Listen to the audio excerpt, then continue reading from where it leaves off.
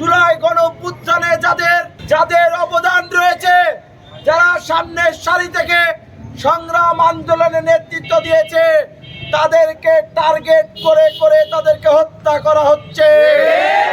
আপনাদেরকে দুইটি কথা বলতে চাই, প্রিয় নেতৃবৃন্দ। এই 5ই আগস্টের পরে দেখবেন ছাত্র দলের যে নেতা কর্মীরা জুলাই গণঅভ্যুত্থানে যাদের অবদান রয়েছে, যারা সামনের সারি থেকে সংগ্রাম আন্দোলনে নেতৃত্ব দিয়েছে, তাদেরকে টার্গেট করে করে তাদেরকে হত্যা করা হচ্ছে।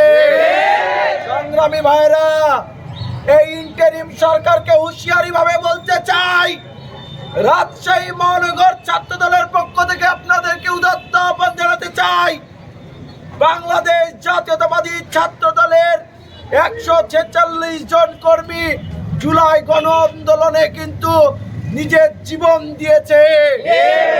আমাদের ভাইদের টার্গেট করে করে হত্যা করা হচ্ছে।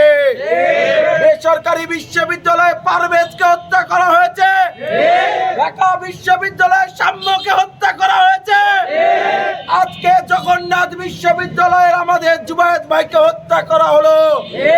কবে এর বিচার হবে?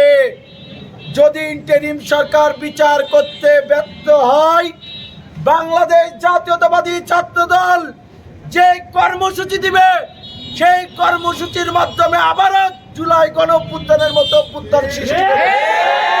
সংগ্রামী নেতৃবৃন্দ, আমরা কখনো আন্দোলন সংগ্রাম করে পিছু হটি নাই।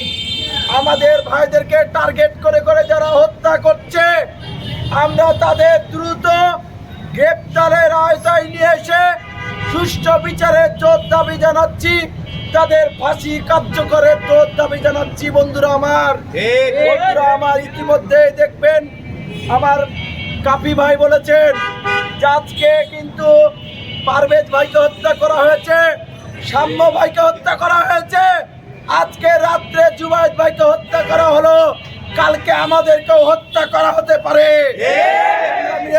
আপনারা কেউ থেমে থাকবেন না, আমাদের ভাইদের রক্ত কখনো বৃথা যেতে দেব না ইনশাআল্লাহ। এই বলে আগামী যে ছাত্রদল যে আন্দোলন সংগ্রামের ডাক দিবে, সকলকে উপস্থিত হওয়ার উদাত্ত আহ্বান জানিয়ে আমি আমার সংক্ষিপ্ত বক্তব্য এখানেই শেষ করছি। বাংলাদেশ জিন্দাবাদ, বাংলাদেশ জাতীয়তাবাদী ছাত্রদল জিন্দাবাদ। শহীদ রাষ্ট্রপতি মহান স্বাধীনতার ঘোষক বীর উত্তম জিয়াউর রহমান অমর হোক।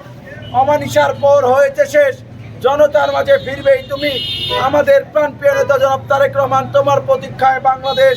সত্যের সেনানীরা নেবে না বিশ্রাম, আমাদের দেশ মুক্তির সংগ্রাম চলবেই অবিরাম।